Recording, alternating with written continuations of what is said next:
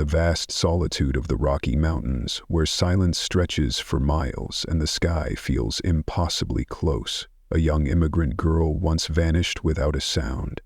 Lucia Santos had been only 9 years old, following her father on a herding trip when she disappeared, leaving behind nothing but a faint echo in the wind. No tracks, no scream, just an open wilderness and the crushing uncertainty of a father left behind. For 22 agonizing years, Miguel Santos returned to that silence every morning, living each day like a man half awake, trapped in a waking nightmare. At 55, Miguel moved like a man older than his years. Every motion, mending fences, feeding livestock, keeping the books, had become a ritual not just of survival, but of distraction. His hands were tough as bark, but his heart bore cracks that never fully closed. The Whitaker livestock and wool farm had been both his refuge and his cage. Rock Hollow, Wyoming, a modest highland town cradled against the Wind River Range, had changed little in 2 decades. Gravel roads and clapboard buildings still whispered of simpler times. Tourists might find it charming, picturesque even, but to Miguel, every corner of it held shadows, ghosts of laughter once so familiar. That morning, the gray dawn hung low over the fields as he crouched to repair a section of fencing near the main barn. The cold bit into his fingers, breath fogging before him in puffs. The sudden shrill of his satellite phone sliced through the stillness, startling both him and the nearby sheep. Miguel didn't have to check the screen. He knew that number by heart. "Harold," he said, already bracing himself. "Thank God you answered," came the strained voice of Harold Whitaker, his longtime employer and friend. There was no small talk, only urgency. "I need you to take the herd up to Sheephorn Mountain, right now." Miguel stood slowly, wiping his hands on worn denim. "Now?" "Harold, I'm fixing the north fence. 2 panels gave in from last night's wind." "The fence can wait," Harold cut in, his tone pressing. "Tom called in sick and no one else can make the mountain run on this short notice. We have a narrow weather window to get the sheep up to high pasture. I need someone who knows the route. I need you." Miguel's stomach coiled. Sheephorn, after all these years. His hand instinctively tightened around the wire cutters. He hadn't been up those slopes since the day everything changed. Since Lucia. "You know I haven't done the mountain runs," he started, but the words dissolved in the air. He didn't need to say it. They both remembered. Harold's voice softened, colored with the weight of shared sorrow. "I know, Miguel. I know what this means. But you're the best I've got. No one else knows those trails like you do. And the sheep need to go now." Miguel closed his eyes, trying to steady the tremor rising in his chest. The last time he'd gone up there, the hallucinations had started almost instantly. Visions of Lucia's small frame darting through the brush, her laughter ricocheting off canyon walls. He'd nearly walked off a ledge once, stopped only by his loyal border collie's desperate barking. Since then, Harold had spared him the mountain runs, assigning him duties close to the farm. That act of mercy had been Miguel's quiet lifeline, but it also meant he never stopped believing that someday Lucia would walk down that mountain on her own, thin and sunburned but alive. Every sheep call that echoed from the ridge, every soft wind that danced through the pines, he listened, hoping. Harold's voice pulled him back. Tom was supposed to guide them all the way to Sheephorn Meadow, not just the lower pastures. You know how treacherous that route can be. Miguel turned his eyes toward the peaks, already tinged with morning light. Somewhere up there, 22 years ago, his daughter had vanished. No trail, no witnesses. Search teams, helicopters, dogs, nothing had yielded answers. The mountains had taken her and kept their silence. "You still there?" Harold asked. Miguel exhaled slowly. "Yeah, I'm here," He rubbed his temples, already feeling the ache building.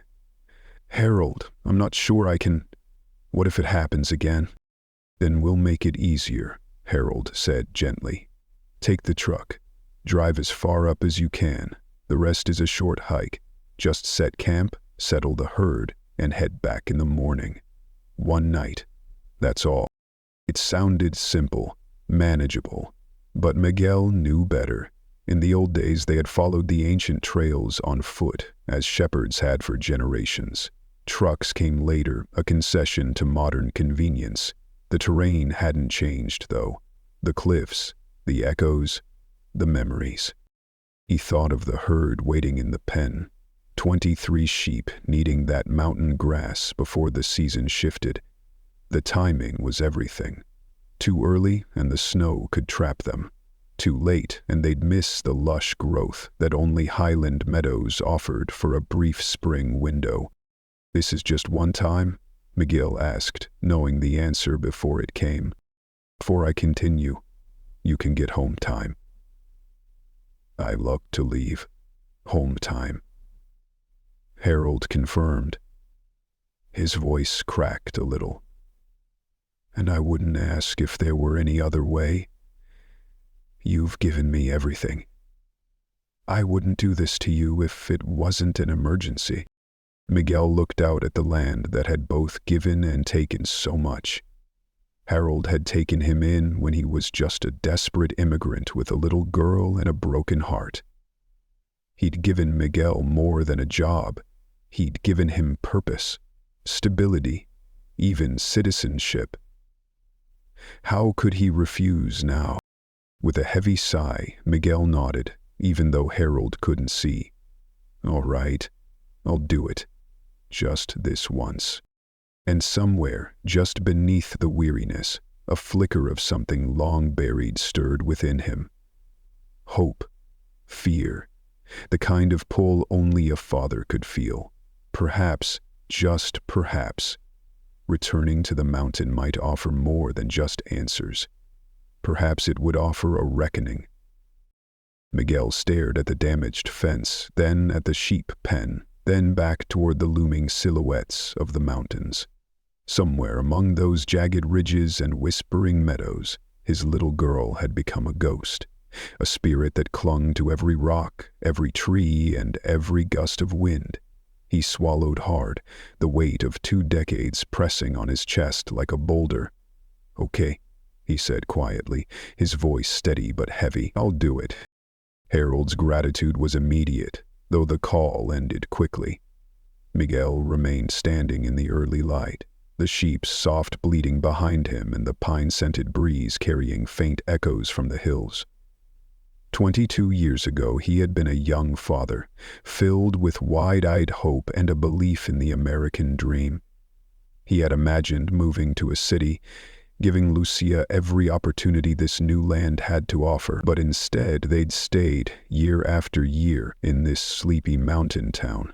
Because how could he leave, when there was still a sliver of hope she might find her way home? He walked to the equipment shed, keys jingling softly as he reached for the familiar hook. The old Ford pickup, scarred by time and weather, still roared to life with a stubborn growl. He spent nearly an hour loading portable fencing, canvas tents, food supplies, and the gear he'd need for a night on the mountain. By the time he guided the last of the 23 sheep up the ramp into the livestock compartment, sunlight had spilled over the peaks, casting long golden rays across the field. Driving toward Sheephorn was like winding through memory. Every bend in the road, every familiar pine and rocky outcrop brought flashes of his past. Lucia chasing butterflies, laughing with a stick in hand as if it were a shepherd's crook. America had been so vast and strange back then, a place of infinite possibility. Miguel had adapted, learning the language, mastering the technology of modern shepherding, even embracing GPS and satellite phones. But all that advancement hadn't been enough to heal the one wound that mattered. He had gained citizenship, respect, even pride in his work, but none of it filled the silence of an empty home. The journey took 3 hours, climbing into thinner air and narrowing roads until he reached the staging point, a small clearing with faint tire tracks and a crooked wooden sign left by generations of shepherds. Here, Miguel unloaded the sheep with practiced patience.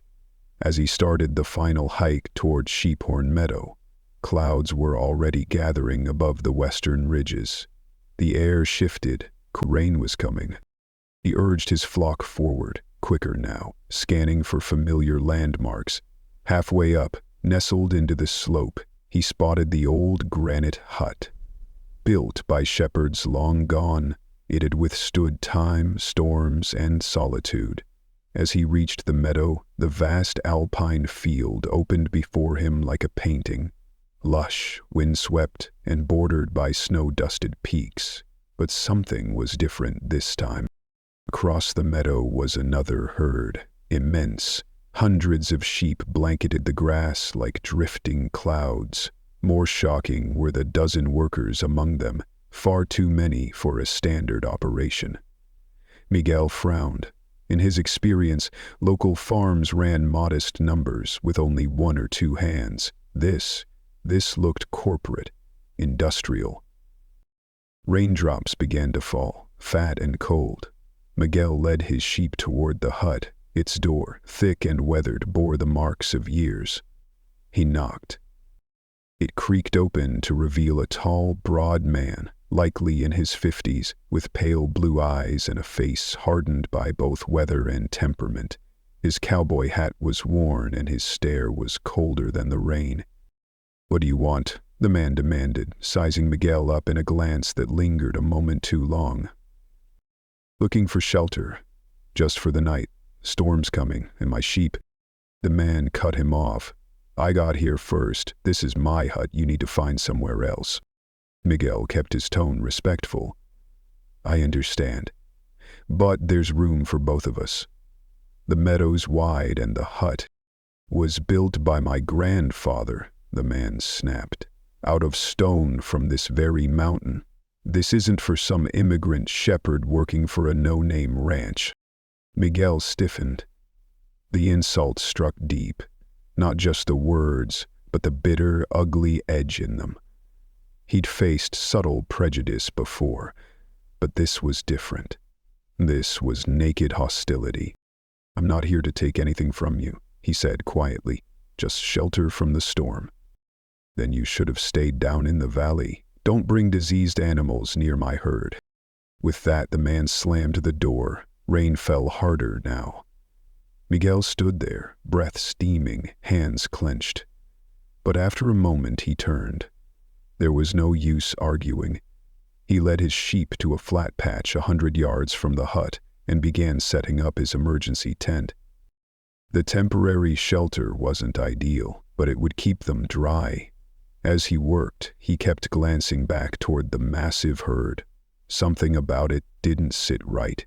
He watched the workers, young, quick, focused. He could hear Spanish, Portuguese, other tongues. Like him, they were immigrants. One woman in particular caught his eye. She was tending her sheep near the invisible boundary between their flocks. Her face was lean, sun-hardened, maybe mid-30s. She glanced his way and smiled faintly. Before he could respond, the hut door burst open again. The same man, Mr. Cyrus, he'd later hear someone call him, stepped out and barked orders. "Keep those animals away from his flock, and don't talk to him." Miguel flushed. The words stung. Not just the slur, but the implied filth. Diseased. Dangerous. His sheep were healthy, and any fool could see that. But prejudice had nothing to do with facts. The workers obeyed quickly, adjusting fences, guiding sheep with brisk efficiency. The woman near the boundary moved her animals too, but not before glancing at Miguel again. Mr. Cyrus retreated inside, the door slamming like a gunshot, Miguel's sheep startled, ears twitching. A few minutes passed, then the woman reappeared, waving, more urgently this time. Another woman stood beside her, older, their eyes flicking back toward the hut. Miguel hesitated, heart still raw from the encounter, but curiosity and something deeper nudged him forward. He secured his fence and started walking toward them, the rain pattering on his coat, the mountains watching in silence. As Miguel approached, he got a clearer look at the two women. The younger one, likely in her early 30s, had dark hair pulled back into a tight, practical ponytail. Her clothes bore the marks of labor, weather-worn, functional, and patched with the quiet resilience of someone used to long days under the sun. The older woman, perhaps in her late 30s or early 40s, had sharper eyes, a wariness in her posture, as if she'd spent years learning to anticipate trouble. "Hola." "Haha," Miguel said in Spanish, offering a cautious smile. Hoping to make them feel more at ease, the younger woman returned the smile and replied in accented English. "Hello, I am Anna, this is Tira." She gestured to the other woman, who gave a respectful nod. "Inil," he said, switching to English as well. "I'm sorry about earlier. Your boss. This shouldn't have happened." Anna's expression turned apologetic. "Yes, sorry about that. He can be difficult, but he has a very large herd to manage. He gets stressed." Miguel nodded, though deep down he knew that stress didn't excuse cruelty. "I understand," he said diplomatically. "I didn't mean to cause any problems. I just needed shelter from the storm." "Of course," Tira added, her voice soft, her English halting but kind. "We don't mind. The meadow is big. Room for everyone." "Thank you," Miguel said sincerely. There was a moment of silence, the rain whispering around them. "Where are you both from?" "Silver Ridge," Anna said, answering more cautiously this time. "Small town, other side of mountain." Miguel nodded. "I know it. I've been there a few times. Bit larger than Rock Hollow." "I'm from Rock Hollow, actually, just on the other side. Usually someone else does these trips, but he got sick today. I haven't been up here in years. A lot seems different." The women exchanged a quick glance. "Silver Ridge has many farms," Anna said vaguely when he asked who they worked for. It was evasive, and Miguel noticed. Still, he let it go. "Well, I should get back to my sheep," he said, then paused. "Are you both all right? You're not being mistreated, are you? If you need help." Anna and Tira both shook their heads quickly. "Life is hard," Anna said, "but this better than before." The words pierced Miguel like a blade. They echoed something he had said to Lucia so many times in the early years. When they were first in America, when dreams of a new life had given way to tough ranch work and lonely nights, he had tried to reassure his daughter. "We should be grateful," he had told her, again and again. "We have steady work, safety, and a future." Now, hearing that same quiet gratitude in Anna's voice, Miguel felt unsteady. The past rushed in like a wave. "Are you okay?" Anna asked gently, noticing his faraway look. She reached out instinctively, her hand brushing the air near his face. Her fingers were thin and calloused, and when she smiled, just slightly, something in her expression sparked a jolt in Miguel's chest. "Lucia." For one disorienting moment, he saw his daughter in Anna's face. The shape of her eyes, the curve of her cheek. But he shook it off. A trick of memory. This mountain always made ghosts walk beside him. "I'm fine," he said, forcing a smile, "just tired from the hike." Before Anna could respond, the stone hut door slammed open again. Cyrus stormed out, rage carved into his face, boots sinking into the softening ground. "What did I tell you about talking to him?" he barked, marching up and shoving Miguel back with a rough hand to the chest. "Get back to your own herd. Stay there." He turned on the women next. "And you too. You know better than to disobey my orders. Get moving. No more chatting." Miguel steadied himself. The shove had stunned him, but his anger burned steadier now. "Look, Miguel said, facing Cyrus squarely. "I don't know what your issue is, but I haven't been up here in years. I didn't know this land was in use. We can share the space, peacefully." Cyrus stepped in close, his breath sour. "My problem is people like you, immigrant workers who don't know their place." A low, rolling thunder echoed across the peaks, cutting through the tension like a warning from the mountains themselves. All three turned toward the sky. The storm had fully arrived. Cyrus backed away, expression darkening but his practical instincts taking over. "Pack it up," he shouted to his workers. "We're leaving before this gets worse." Anna and Tira didn't hesitate. "Yes, Mr. Cyrus," they said in unison, hurrying toward their herd. Within moments, the workers were collapsing, fencing, and gathering equipment with clockwork precision. It was clear they had done this drill countless times before. The downpour intensified as Cyrus and his crew descended the trail, their immense herd rolling like fog through the rain. McGill watched them disappear into the trees before turning to his own animals, who had gathered tightly together against the wind. He checked the fence one final time. It would hold, and then he made a decision. The stone hut had stood for generations, built as a refuge for any shepherd who braved these hills. Cyrus didn't own it. It belonged to the land and to time. "Public refuge," Miguel muttered. He walked to the hut, soaked through. Inside it was almost exactly as he remembered. A single room, stone fireplace, 2 chairs, a narrow bed. Firewood was stacked neatly by the hearth. He shrugged off his wet coat and hung it up. Soon a fire crackled, filling the room with warmth and the scent of wood smoke. Familiar, safe. As he laid out his supplies, something caught his eye. A carving in the wood of the table. A small flower, 6 petals. Below it, the initials LL. His breath caught. No, it couldn't be. He traced the carving with shaking fingers. He knew that flower. Lucia had carved it everywhere, on trees, on her notebooks, into the wood of their kitchen table back in Rock Hollow.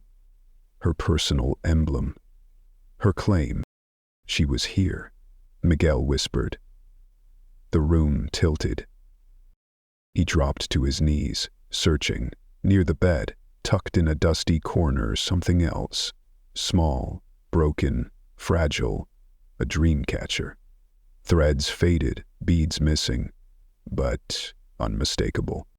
Lucia. She had made this. Her colors, her pattern. Taught by a local artisan when she was little, she had loved making them, believed in them. Miguel clutched the relic to his chest, tears pricking his eyes. She had been here. Not just a memory, a presence. With a trembling hand, he reached for his satellite phone. It rang twice before Harold picked up. "Miguel, everything okay? I need someone to come get the sheep," Miguel said, his voice tight. "I have to leave." "What? What's going on?" "I found something, Harold. Evidence. Lucia was here, in the hut, her initials, her dream catcher." Silence on the other end. "Are you sure?" "I'm sure. I know my daughter's mark. I need to go. Now." "Miguel, we don't have anyone else to send." "Then come yourself," Miguel snapped. "I've worked for you for 22 years. I'm asking for one thing. Be reasonable. The sheep are secure. I'm at Sheephorn Meadow. Someone needs to be here by morning. I'll explain later." Before Harold could respond, Miguel ended the call. He knew the fallout would come later, but none of that mattered now. He gathered only the essentials, the dream catcher, a flashlight, his knife, and with a heart pounding like it hadn't in years, Miguel stepped out into the storm, chasing a ghost he now knew was more than just memory. Miguel took one final glance at the carved flower and initials, Lucia's unmistakable mark, burning the image into his memory. Then he stepped back out into the storm. The rain had turned the mountain path into a river of mud, every step a fight against gravity. He descended carefully, his heart thudding faster than his feet. By the time he reached the truck, soaked and chilled to the bone, he barely registered the discomfort. His mind was ablaze with possibilities. He started the engine and turned the truck towards Silver Ridge, the town Anna and Tira had mentioned. If Cyrus truly lived there, if he truly had ties to that hut, then maybe, just maybe, he knew more than he had let on. The dream catcher and carving were no coincidence. Miguel had spent over 2 decades searching for answers, and now, at last, a door had cracked open. 20 minutes later, still soaked but focused, he entered the outskirts of Silver Ridge. The town's lights shimmered through the misty rain, casting a faint glow on slick pavement. His headlights illuminated only a few feet ahead, the fog pressing in like a curtain. He was so consumed by his thoughts that he almost missed the figures on the roadside. A flash of color, an umbrella flapping in the wind, caught his eye.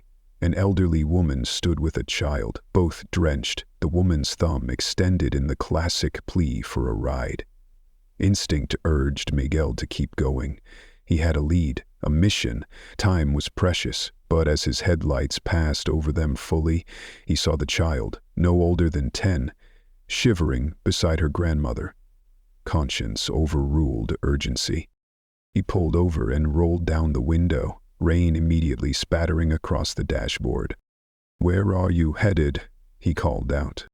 The woman stepped closer, shielding the child as best she could beneath a collapsed umbrella. "Silver Ridge, just trying to get home." "I'm headed there too. Need a ride?" "Oh, that would be such a blessing," the woman said, her voice full of relief. "We live on Pinehurst Avenue." "Hop in," Miguel said, unlocking the doors. He adjusted the heat to full blast. They climbed in, drenched to the skin. Miguel offered an apologetic smile. "Sorry, no blankets, just a shepherd trying to stay dry." "You're a lifesaver," the woman said, removing the girl's soaked jacket. "I'm Edith Holloway. This is my granddaughter, Mara." "Miguel Santos," he replied, easing the truck back onto the road. "What were you doing out in this weather?" "We were picking apples at Johnson's orchard," Edith said, warming Mara's hands. "Didn't expect the storm to come in so suddenly." Mara sneezed, drawing her grandmother's arm tighter around her. "I hope you don't get sick, sweetie. We have so much to do tomorrow." "I don't want to be sick for my birthday," Mara sniffled. "Your birthday's tomorrow?" Miguel asked, catching her eyes in the rearview mirror. She nodded. "I'm turning 11. We're making shepherd's pies for the neighbors. It's our tradition." "Well, happy early birthday," Miguel said, smiling genuinely. "Thank you," Mara beamed. "Would you like to come over for lunch or dinner? We always make extra." Miguel was touched. "That's kind of you. But I'm not from Silver Ridge. Just visiting a friend." "Ooh, who's your friend?" Edith asked. "It's a small town. I might know them." He hesitated, then chose honesty. "His name is Cyrus. Don't know his exact address, just hoped to surprise him." Edith's eyes lit up. "Cyrus Brackenridge? You're in luck. He's our neighbor, owns Brackenridge Farm, biggest in the county. Generous man, too, sponsors the Harvest Festival." Miguel masked his surprise. The same man who had humiliated him on the mountain? She continued, her praise effusive. "He could live anywhere with his money, but he stays here. Says he loves the community. He sounds like quite a man." Miguel murmured. "Oh, he is," Edith replied. "Tough, but fair. Everyone respects him." As they rolled through the town, Miguel noted the contrast between Silver Ridge's vibrant downtown and the quieter, well-worn residential streets. They pulled up to a cozy house with a tidy porch. "This is us," Edith said. "Thanks again." "Which house is his?" Miguel asked as she stepped out. "Corner house," Edith pointed. "Looks like he's not home yet. Want to come inside and wait? I'll make coffee." Miguel declined politely. "Thank you, but I'll wait here." He sat in the idling truck, the heater humming.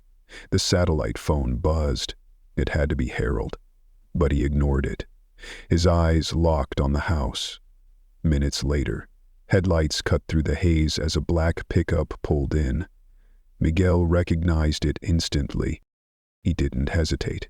As Cyrus stepped from the vehicle, Miguel exited his own and crossed the rain-slick street. "Cyrus?" The man froze, his expression souring. "You? What the hell are you doing at my house?" Miguel raised his hands. "I'm not here to fight. I just need to ask something." Cyrus gripped his keys like a weapon. "How did you find me?" "Heather, you left. I went inside the hut. I found a carving. A flower with the initials." Cyrus narrowed his eyes. "You followed me here, over a scratch in a table?" "It's not a scratch. My daughter carved it. Lucia Santos. She disappeared 22 years ago. Right there. That hut." Something flickered in Cyrus's eyes, shock perhaps, but it vanished. "I'm wet, I'm tired, and I'm done talking. Whatever happened to your daughter doesn't concern me. Hundreds have used that hut. Could be anyone's."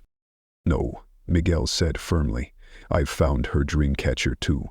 You don't understand." "Conversation's over," Cyrus snapped.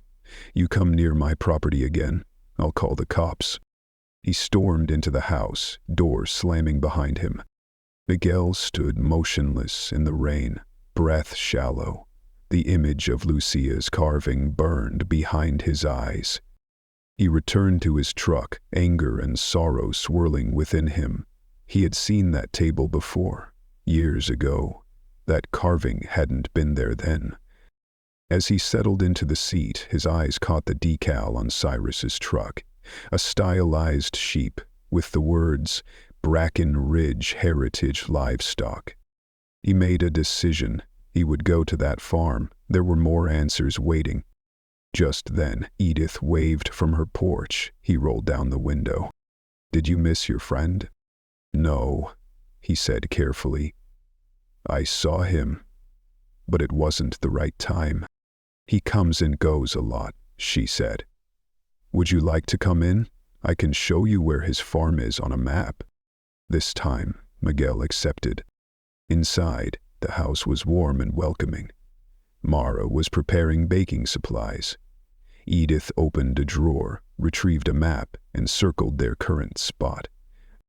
"We're here. His farm is 15 minutes east, biggest in the county." Miguel traced the path with his finger. Tomorrow, he would go there. And maybe, just maybe, he'd finally find the truth. "Thank you," Miguel said, as Edith folded the map and handed it to him. "Keep it," she insisted, waving off his protest. "I've lived here all my life. I know these roads like the back of my hand." From the kitchen, Mara called out with youthful excitement, "We're going to start baking now. Birthday pies." Miguel smiled, warmed by the girl's spirit. "I should let you get to it. Thank you again, Edith."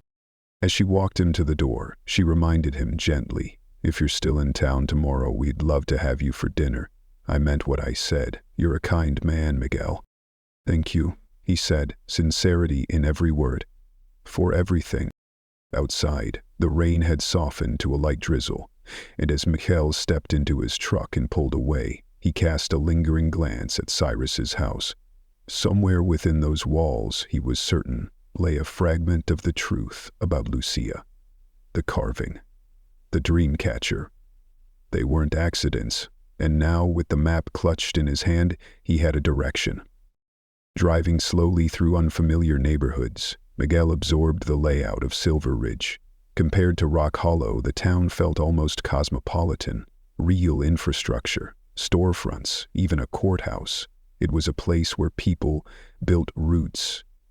He considered how different life might have been had he and Lucia settled here.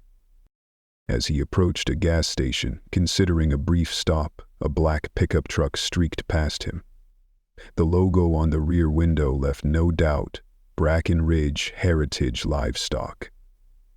Cyrus Miguel's instincts flared. He accelerated, careful not to draw attention, keeping a safe distance. The truck moved fast, aggressively weaving between slower vehicles. Something wasn't right. Miguel followed, quietly, purposefully. At a red light, he ended up directly behind Cyrus. The man glanced in his mirror, and their eyes locked for a brief but charged moment. Miguel saw recognition flash, followed by something colder. Paranoia? Guilt? The light turned green. Cyrus gunned the engine, veering sharply right, then left. He was trying to lose him. Miguel gave chase, but the unfamiliar roads worked against him. A few turns later, he was alone on a quiet street. He slammed the steering wheel. Damn it, what is that man hiding? Before he could reorient, his satellite phone rang. Harold. Miguel, came the voice, sharp and angry. What the hell is going on? I sent Rodriguez up to Sheephorn. The sheep were alone in the pen. You can't just abandon a herd like that. I'm sorry, Harold, Miguel said, trying to stay calm. I found something. Evidence. Lucia might have been in that hut. What evidence? Her carving, her initials, the flower she always used, and her dream catcher. I know it was hers. Harold's voice softened. Miguel, I know how much you want to find her, but do you know a man named Cyrus? Cyrus Brackenridge? Heard the name. Big operation. Never dealt with him. Why? Ministry claims to own the stone hut. I think he knows something. I need to talk to him. Before Harold could answer, flashing lights filled the rearview mirror. A police cruiser. Harold, I have to go. Police. Miguel ended the call and pulled over, heart pounding. The officer approached, stern. License and registration. Miguel complied. Is something wrong, officer? You were driving while using your phone, and we received a complaint about a vehicle matching yours following someone through town. Possible stalking. Miguel's jaw clenched. Stalking. I'm just trying to get around. Then why were you following a black pickup with a farm logo? That driver was speeding dangerously. Did you stop him too? Sir, remain calm. We've spoken to the other driver. The officer checked his information and returned.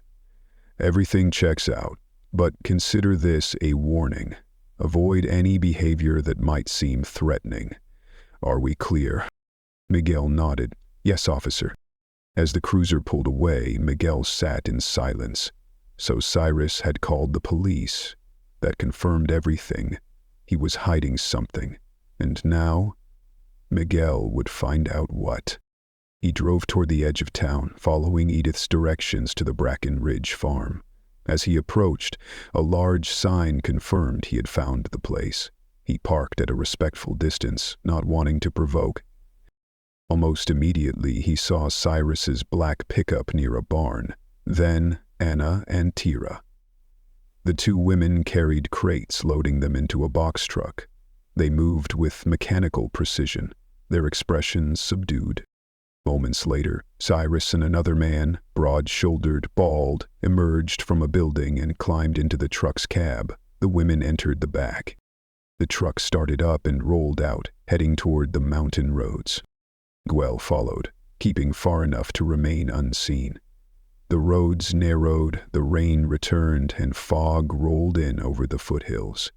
A familiar chill crept down Miguel's spine.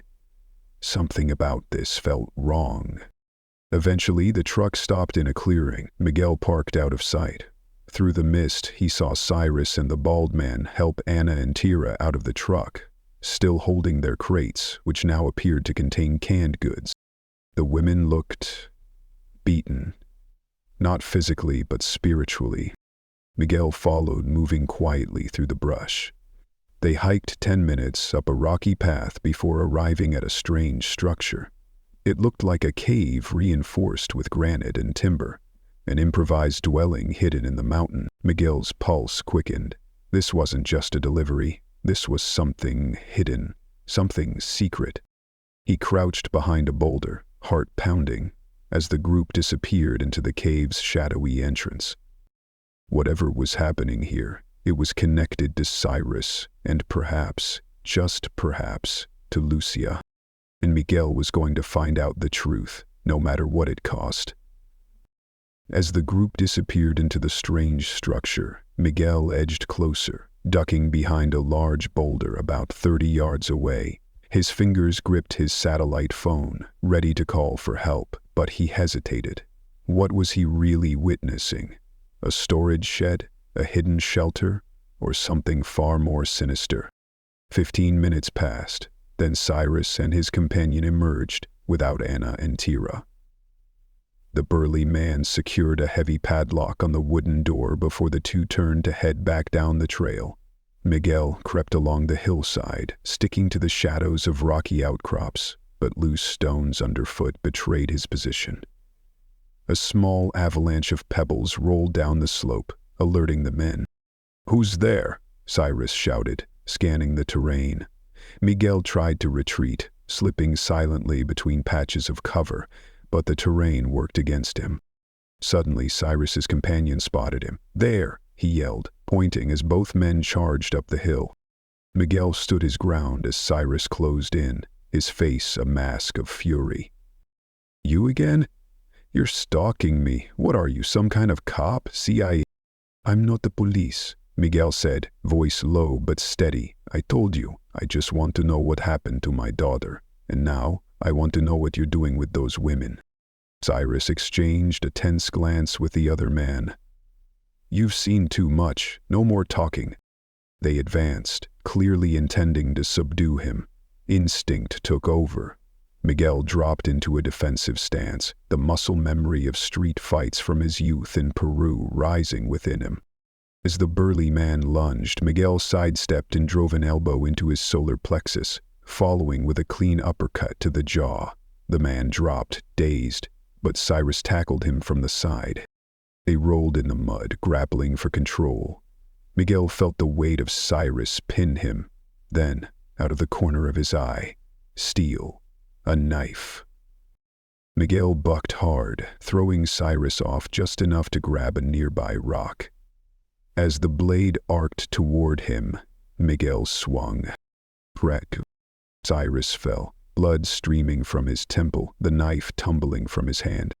Breathing ragged, Miguel scrambled upright.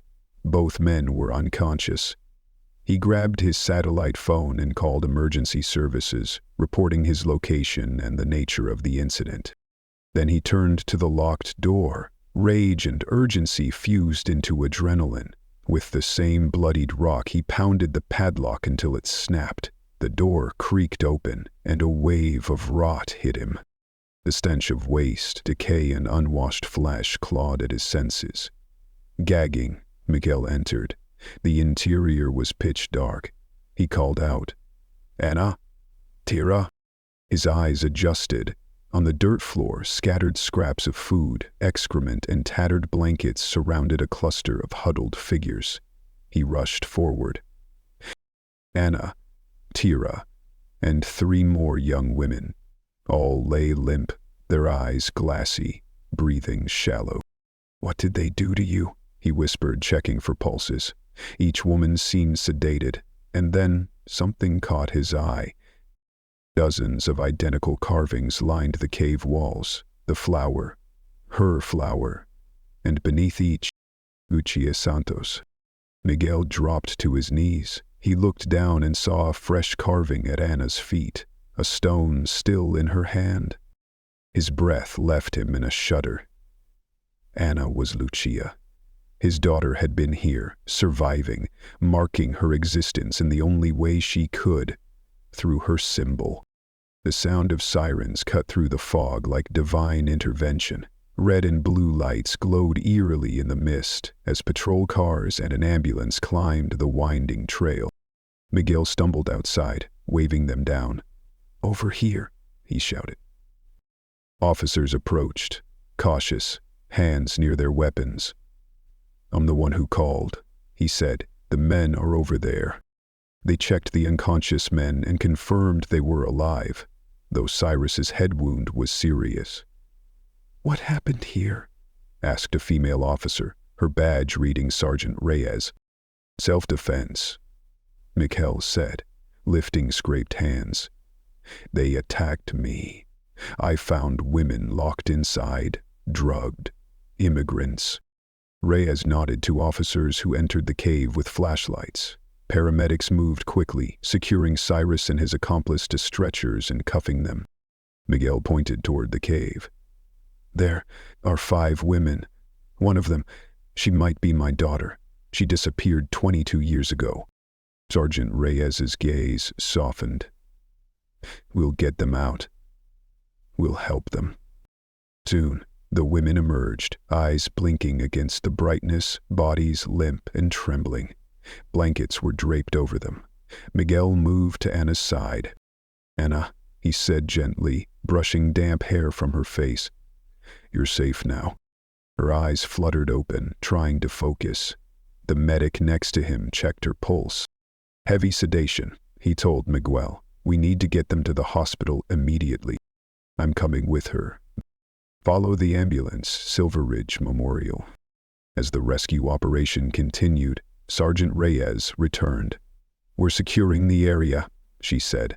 "There may be more places like this." "Why do you think these women were brought here?" Miguel shook his head. "I don't know. I followed Cyrus after he took Anna and Tira from the farm. I knew something was wrong."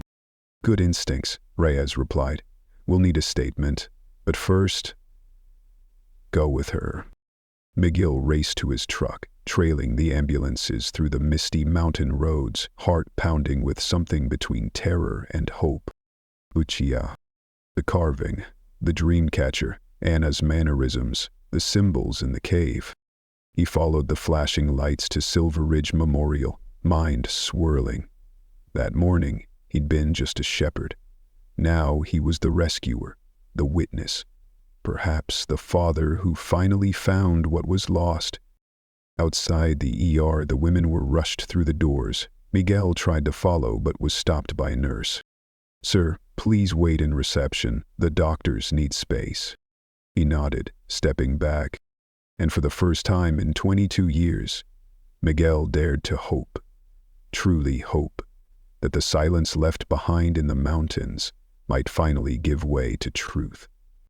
Miguel sank into the waiting room chair, the sterile hospital lighting harsh against his weary eyes. The contrast from the raw, damp cave to this sanitized, humming space was jarring. The pale blue walls, the faint antiseptic tang, it all felt otherworldly. He looked down at his mud-splattered boots, remnants of the day's brutality still clinging to him. Just this morning he had reluctantly agreed to take Harold's sheep to the mountain. It had felt like a burden, a reminder of grief he hadn't dared revisit. Now he had uncovered carvings that spoke of his daughter, fought the man who might have stolen her life, and rescued women from the shadows of horror. The minutes crawled. With each one, a slow ache of guilt began to bloom in his chest. Why had he stopped going to that stone hut 7 years ago? What if, in one of those years, Lucia had been carving, calling to him from the shadows? What if he had missed his chance to find her earlier? "I abandoned her twice," he murmured, his voice almost too soft to hear. "Once for a sheep, and then again when I stopped searching." 2 hours passed before a doctor appeared. A middle-aged woman with tired eyes but a kind smile approached him. "Are you the one who came in with the 5 women from the mountain?" Miguel stood at once. "Yes. How are they?" "Stable," she said. "They were severely dehydrated, malnourished, and sedated. We're still identifying the substance, but they're conscious now. You can visit briefly." "Room 212. "Thank you," Miguel said, his legs moving before his mind could catch up. He reached the door and paused. What if he was wrong? What if the carvings, the dream catcher, it was all coincidence? He took a deep breath and knocked. Anna lay motionless, staring at the ceiling. She turned slowly as he entered. "The shepherd," she whispered. "Yes," Miguel said, voice trembling. "We met this morning." "I'm Miguel." Anna nodded slightly. The medicine's helping. They said it'll wear off soon. That's good, Miguel said, taking the chair beside her bed. Silence stretched between them until Miguel leaned forward. As we spoke this morning, I met a woman named Edith who gave me directions to Cyrus's house. I tried to talk to him. He refused. I followed him. I saw him take you and Tira to that cave. Anna blinked, the fog of sedation thinning. You followed him? Why? Miguel swallowed. I need to ask you something. The flower carvings with LS, did you make those? Her fingers twitched. Yes, always have, since I was little. In the cave, I carved one for each punishment. This time, because I talked to you, showed kindness, he got angry, said I was drawing attention. Miguel closed his eyes for a beat. Anna, I had a daughter. She carved that same flower. Lucia Santos. She disappeared 22 years ago. Anna stared, something flickering behind her eyes. Lucia Santos, she repeated. Yes, Miguel said. My daughter. Tears welled in Anna's eyes. Her breathing quickened. That's my name. Before I became Anna. Miguel's heart ceased. Lucia? He asked, voice cracking. She nodded slowly. Are you my father? Yes, Miguel whispered, taking her trembling hand. Yes, Lucia, I'm your father. For a moment, they didn't speak. They simply looked at one another, 2 decades of longing closing in like a tide. Then he stood and embraced her gently, mindful of her IV. She wept into his shoulder. He told me you were dead. I thought I'd never see you again. Lee, I never stopped looking, Miguel whispered. Never. They were still locked in that embrace when Sergeant Reyes entered. She paused, eyes wide. I clearly walked in on something important. Miguel turned to her.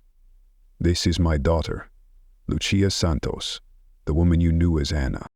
Reyes blinked in disbelief. You're certain? The carvings, the dream catcher, the marks in the cave. She's been leaving them for years. Reyes sat down, notebook out. Tell me everything. Over the next 30 minutes, Miguel and Lucia pieced together the long, fractured story.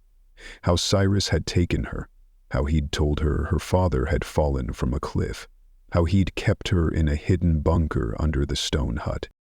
It looked like a part of the floor, Lucia said. He told me it was a cold storage room. It became my prison.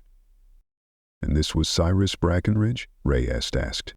Yes, Lucia confirmed. At first he said I reminded him of his daughter, lost in a custody battle. But as I got older, he changed. He renamed me, Anna, taught me farm work, made me stay. Did he ever send you to school? Never. I was just another worker eventually. He was respected, feared. I was lucky compared to some. Others, they vanished. Do you know of other locations like the cave? Lucia nodded. I heard whispers. Eagle Pass, the northern ridges, places they take problem workers. Reyes relayed the intel to her team and promised to follow up. Miguel turned to Lucia. Why didn't you tell me who you were this morning? Lucia gave a bittersweet smile. Because you taught me to be grateful, to stay quiet. I survived that way. I thought if I spoke up, it would only get worse. Reyes returned with an update. Both Cyrus and his partner are under arrest. He's claiming the cave was a quarantine area, but we've recovered forged IDs and logs of workers who quit but never went home. We're building a solid case. A nurse entered. I'm sorry, but the patient needs rest. Can he stay? Lucia asked, gripping Miguel's hand. The nurse softened. For a little while longer. As Reyes left, Miguel sat closer to his daughter. Tomorrow I'll find Edith, he said. She helped more than she knows. Is Tira okay? Lucia asked. She's in the next room. She's safe. Rain tapped the window gently. Inside, Miguel held his daughter's hand. I still can't believe you're here, he whispered. I never stopped hoping, she said, eyes closing. I carved. Over and over, hoping. And it led me to you, Miguel said. Lucia drifted into sleep, and Miguel remained by her side, watching, guarding. Outside, the storm that had brought him back to the mountains began to lift. One by one, stars pierced through the clouds over Silver Ridge. For the first time in 22 years, Miguel Santos no longer searched the horizon. He had found her, and she was home.